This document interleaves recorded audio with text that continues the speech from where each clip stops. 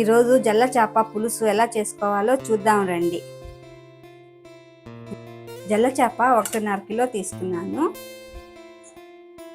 దానికి కావాల్సిన పదార్థాలు 2 మామిడికాయలు తీసుకున్నాను చిన్న సైజుది, ఒక పెద్ద ఉల్లిపాయ, 4 పచ్చిమిరపకాయలు, కొద్దిగా కొత్తిమీర, కొంచెం కరివేపాకు, అలాగే రుచివి కోసి పెట్టుకున్న 4 టమాటాలు, పెద్ద సైజు నిమ్మకాయ అంత చింతపండు నానబెట్టి రసం తీసి పెట్టుకున్నాను. కడాయి పెట్టి దాంట్లో కొద్దిగా ఆయిల్ వేసుకున్నాం.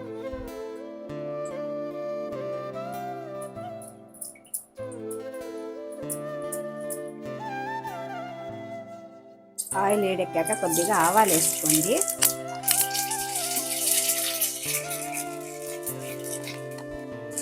తర్వాత మనం ముందుగానే కోసి పెట్టుకున్న ఉల్లిపాయలు దీంట్లో వేసేసుకోండి.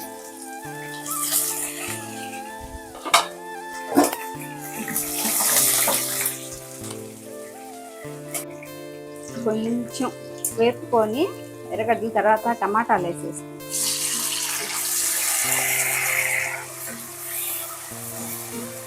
తర్వాత ముందే కోసి పెట్టుకున్నాం కదా, ఒక 4 మిర్చి వేసేద్దాం.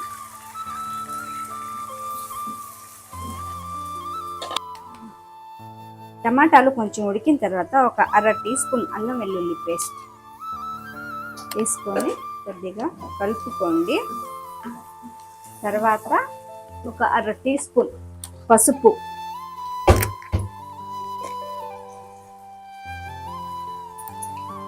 కూడా వేసి బాగా కలుపుకోండి. ఒక 2 టేబుల్ స్పూన్ల మిరప్పొడి,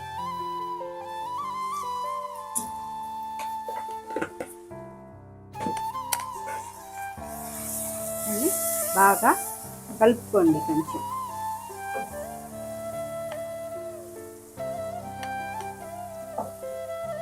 ధనియాలు, జీలకర్ర, మెంతులు ముందే పౌడర్ చేసి పెట్టుకున్నాను. ఆ పౌడర్ వచ్చి 1 స్పూన్.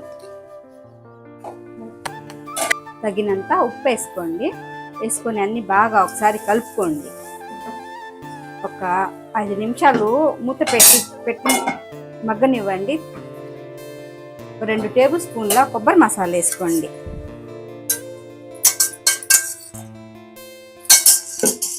తర్వాత కొద్దిగా కలుపుకొని మనం ముందే కడిగి పెట్టుకున్న చేపల్ని ఇందులో వేసేయండి.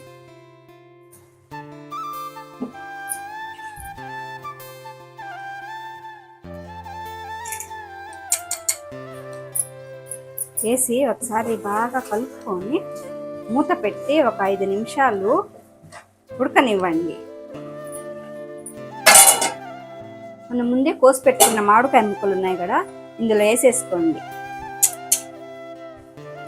అలాగే కొద్దిగా కరివేపాకు వేసి బాగా కలుపుకొని ఒక 5 నిమిషాలు ఉడకనివ్వండి. మనం ముందే నిమ్మకాయ సైజు అంత చింతపండు రసం తీసి పెట్టుకున్నాం కదా, ఆ రసాన్ని ఇందులో వేసేసుకోవాలి. వేసి ఒకసారి బాగా కలుపుకోండి.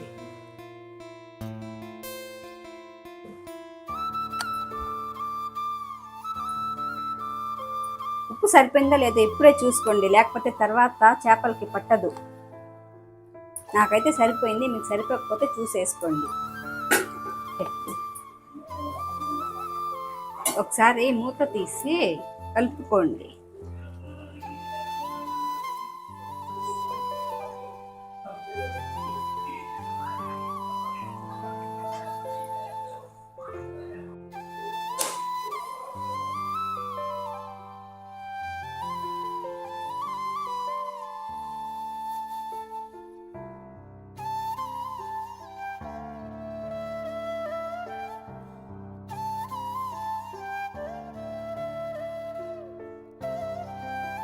కొత్తిమీర వేసేసుకోండి. కొత్తిమీర వేసి ఒక 2 నిమిషాలు ఉంచని తర్వాత ఆపేయండి.